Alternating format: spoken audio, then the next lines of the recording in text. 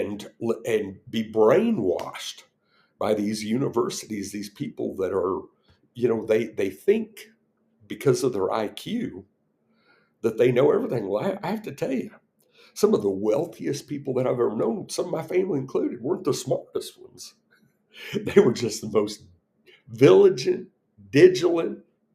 diligent, diligent. How do you like that? I can't even talk. But anyway, they got up every day. It's the tortoise and the hare, folks. It isn't necessarily the smartest and the hardest working. In my life, I probably had more money than any of my brothers earlier than they did, but I've also been broke and homeless, and none of them ever really have. But it's because I've been willing to be a risk taker. I get out there, man, I put myself out in front of it.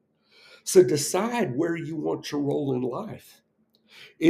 Frankly, it's a lot safer. I even told my kids when I was raising them, do not be like me. I love it for me, the way that my mind works and the things that I do.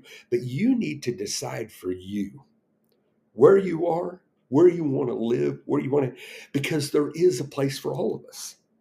So the reason AI will not take over is because the 15% of dreamers, that's what Steve Jobs said, the people that are crazy enough to believe they can change the world, the dreamers, the inventors, the innovators, are the ones that do it because they don't know when to quit and where to stop.